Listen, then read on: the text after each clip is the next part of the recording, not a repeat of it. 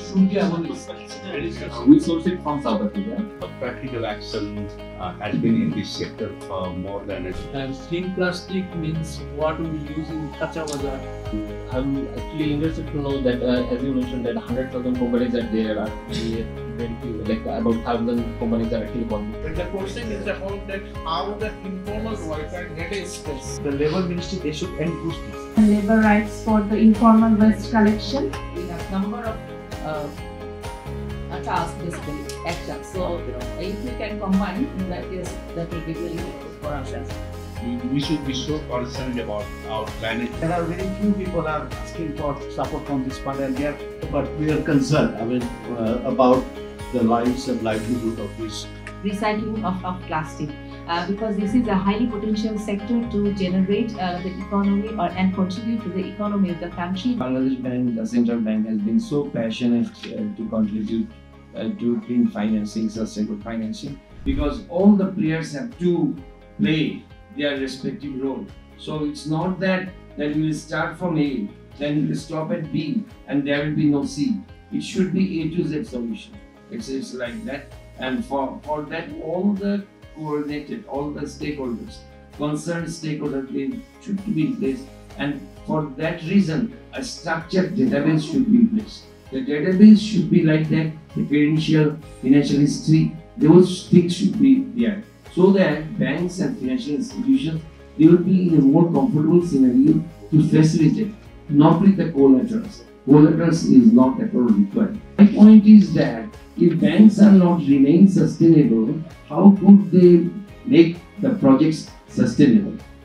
If our country is in graduation, so we must not depend on the grants or the soft loans or the other grants for long period. But banks should come up, because this is the question of sustainability.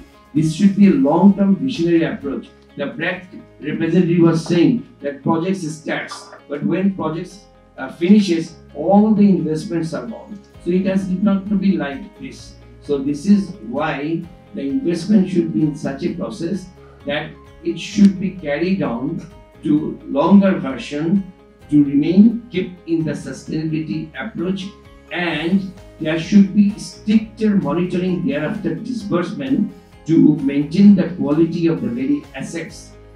And another point that was talking about India, there is always that BGME, BKME, they are the very good fighters. They are very good, powerful association to fight with India, so that they have the privilege there. But the Mr. Shamim and his team, you has to be more powerful in that sense. And this is the very high time in the interim government that you can reach to India with better approach, with Rizwana as well. I would really appreciate the private sector representatives who are here today, because the appreciation is for the smartness. They are doing a very fabulous job, and they are not only meeting the country demand, but they are also exporting their product in other countries.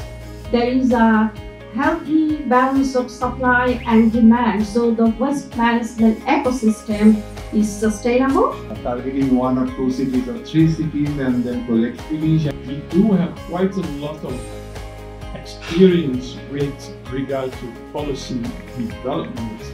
In these plastic collections, there are 2 pillars we work on, both plastics and the livelihood. In our footprint by hire, we could collect more.